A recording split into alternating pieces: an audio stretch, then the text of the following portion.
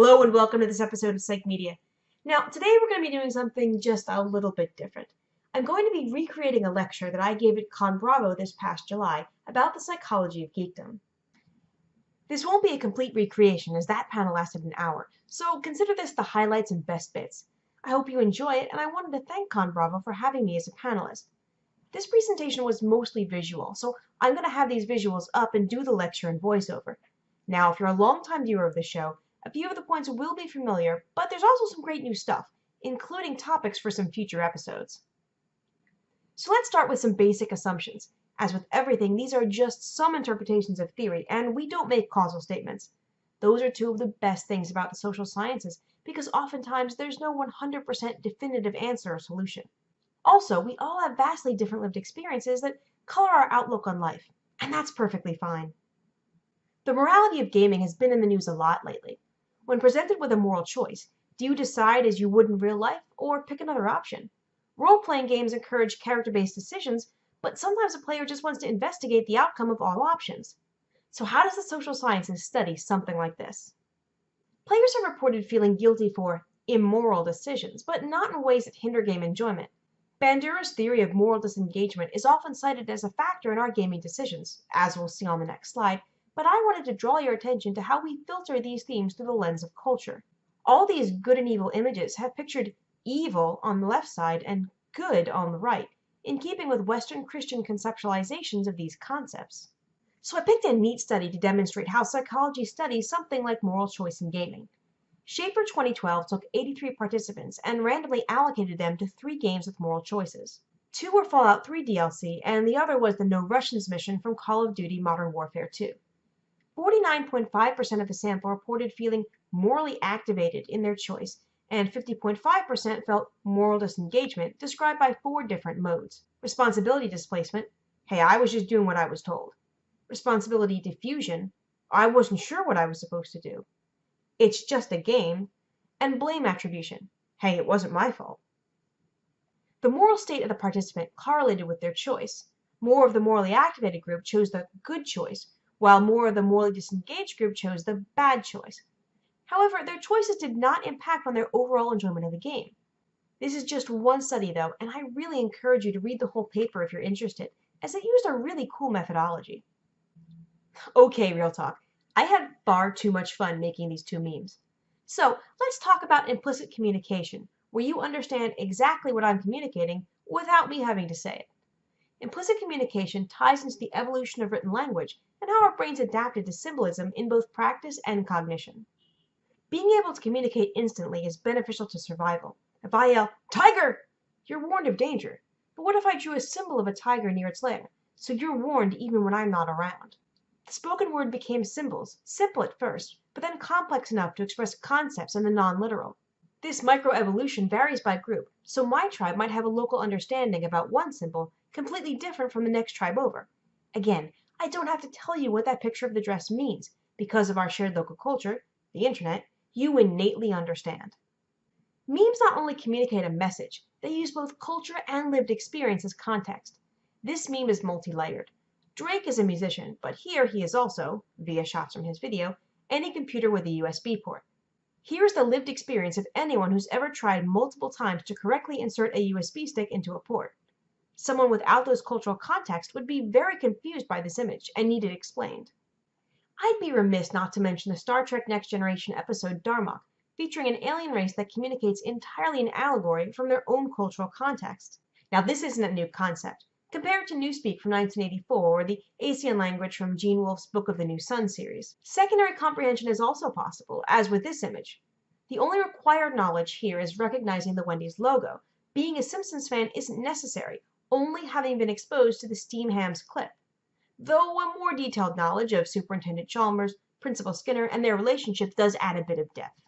Pictured here are some early examples of hominid art, including the hash marks in red ochre, believed to be the first example of representative thought expression. These works had an implicit meaning for the peoples who created them, a meaning that is now long gone. Will our memes, or even further, our art and language, convey our meaning to future generations or even species long after we're gone? Okay, so if you saw the episode about social identity theory and fandoms, you're already familiar with a lot of the next topic. In short, we behave differently in a group than when we're alone, and differently depending on what group we're in. Social identity theory is the massive overarching set of theories over what that is and what factors predict how we'll possibly act in a group. And fandoms are a great way to explain this theory. Here's the basis of Tachfeld and Turner's social identity theory from their 1979 paper. We all have the need for self-esteem, and there are several ways to get it, with the prime two being from our personal identity and from our social identities. Our personal achievements are important, but so are group achievements, and so is the esteem garnered from being part of a favored in-group and reacting to out-group members. How you draw the line between your individual and group participation, and ultimately identity, will vary depending on the group and on your individual differences. A healthy involvement in a fandom will also vary along these factors. For some, light interaction is enough, and for others, heavy involvement might be their goal. What about a toxic fandom? Now, only you can decide when enough is enough, and remaining a member of that in-group is causing you harm. I've heard a lot about people staying in toxic fandoms because the damage of staying outweighs the trauma of leaving. The more involved and the more your personal identity is tied to that social identity, the harder it becomes to leave. During the lecture, I shared a personal experience of moving for a job and leaving a LARP organization that involved not only my roommates, but my entire peer group in that town. It can be rough. When we realize that we're in a toxic fandom, or that the group's values are different from our own, we may engage in coping strategies to get through that squicky feeling of cognitive dissonance. We might distance ourselves, reevaluate how we see the group and other groups, reinvigorate our in-group support by comparing the group against other out-groups, or strive for a better position within our group. Now, there's a lot more to this, so I'll leave a link to the social identity theory episode in the description box below. That said, there's a lot of good a group and a fandom can do.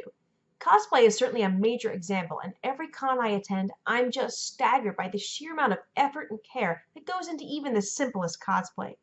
Themed charity events are also another way a group can do good and feel good about it. So we've talked about group identity, but what about your geek identity? A lot of geek identity ties into fandoms or companies or unique labels, but how much of that is uniquely yours? Let's take a look at how we define ourselves. So self-psychology is pretty self-explanatory and deals with how we perceive ourselves, but also how that perception of us interacts with others. These facets of self are the supporting walls in which we hang our personalities, associations, schemas, but they're also windows that color how we perceive the world. Negative self-assessment not only changes our view of ourselves, but also how we relate to others. A crucial factor in mental well-being are these healthy attitudes. And while there's been a lot of talk about how labels are useless, they don't define us, they're a lazy way to distill a person down to a single trait, the labels we give ourselves have value. Someone might be proud to call themselves a cosplayer, or a streamer, or a fangirl, or anything important to their geek identity. We all have varied and complex identities that might be comprised of dozens of labels. And you know what? That's okay. Let's face it, it feels like the world is on an express train to hell right now. Political and economic uncertainty, a global rise in nationalism, the resurgence of very ugly parts of human culture that we thought we'd shrugged off, and a lack of empathy for our fellow human if they happen to be different from us.